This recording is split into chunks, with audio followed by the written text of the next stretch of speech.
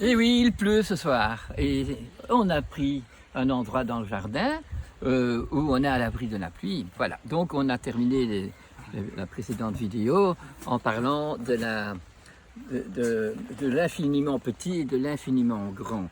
Et ça nous permet donc de comprendre comment, au fait, toute cette nature qui est autour de nous, que ce soit minérale, végétale ou animale, comment elles communiquent l'un à l'autre. Vous savez que ça se communique. Comment est-ce que tous les crocus savent à quel moment ils doivent sortir de la terre?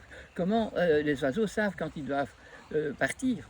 Donc c'est que le monde de la création, l'intelligence divine, ce monde occulte, ce monde ésotérique qu'on appelle, eh bien il est présent partout, toujours, mais impossible de le voir, de le sentir, de le peser. Mais malgré tout, c'est lui, c'est le Verbe qui a créé. Donc, il continue à créer et à entretenir toutes les créatures. Ça ne peut pas s'éteindre, ça ne s'éteindra pas non plus quand c'est immensément grand et immensément petit, et que ces deux extrêmes sont les mêmes, un point, c'est tout. Tout y est, tout passe par là.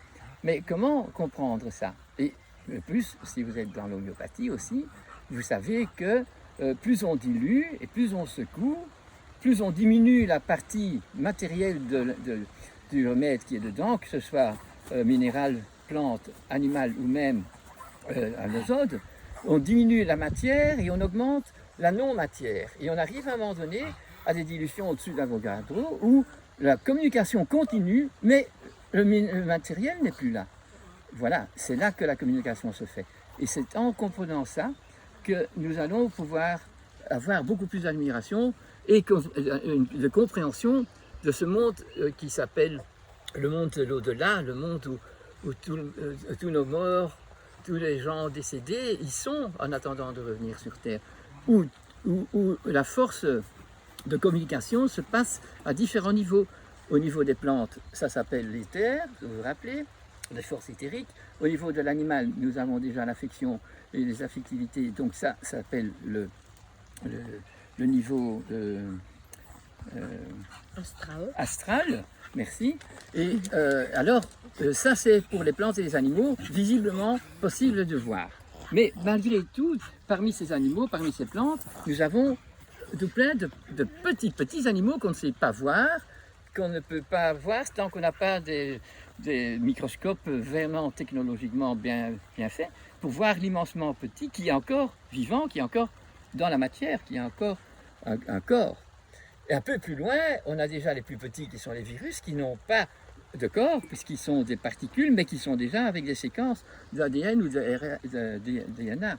Donc vous voyez que nous arrivons à savoir qu'avec notre capacité morale et mentale et intellectuelle, on peut arriver jusqu'à un niveau, mais avec notre capacité philosophique, avec notre capacité d'aller dans l'imaginaire, nous pouvons aller imaginer des conneries, mais nous pouvons aussi imaginer rentrer dans cet imaginaire pour créer une connaissance. Allemande dit que le plus haut but de l'existence humaine, c'est d'acquérir la connaissance universelle de façon à ce qu'on se rapproche de cette intelligence divine, créatrice, qui s'appelle pour nous, qui sommes dans l'acupuncture ou qui nous sommes dans le Kirian, ou qu'on soit dans toutes les possibilités qui sont alternatives et qui n'emploient pas de la matière ou de la chimie, nous avons une communication que nous pouvons comprendre, nous pouvons rentrer nous être disponibles afin que nous ayons l'inspiration qu'il nous faut ou des leçons de vie qui nous viennent comme par enchantement et qui nous disent mais oui, c'est pas comme ça. Les vérités universelles sont des vérités universelles. Dans la réalité, ce qu'on fait aujourd'hui, c'est mettre en évidence qu'il y a du cholestérol dedans, donc on ne peut pas manger, et point final. Mais on n'a pas compris l'aspect éthérique du cholestérol, et quand l'aspect éthérique est parti parce que nous avons fait des molécules synthétiques, et bien nous avons perdu tous ces rapports, et toute cette perte de communication va amener des perturbations qu'on appelle des maladies. Voilà, vous avez donc peut-être déjà reçu une question à essayer de résoudre ou à rentrer dans le questionnement. Employez votre imaginaire que les animaux n'ont pas pour capter tout plein de choses en étant disponible, en étant dans une attitude humble, dans une méditation, en faisant votre yoga, en promenant. Et voilà, laissez rentrer en vous les connaissances profondes qui vont éclairer ce que nous n'avons pas encore compris.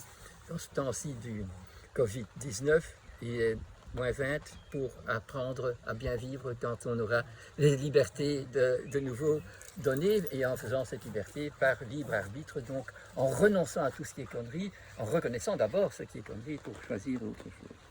On va terminer un peu ce discours-là, laisser décanter comme un bon vieux vin, et pouvoir à la patience d'attendre qu'il soit vraiment prêt pour être bu ensemble. Et on va un peu parler de l'épigénétique. C'était quelques vidéos plus tôt qu'on avait déjà entamé l'envie de connaître l'épigénétique.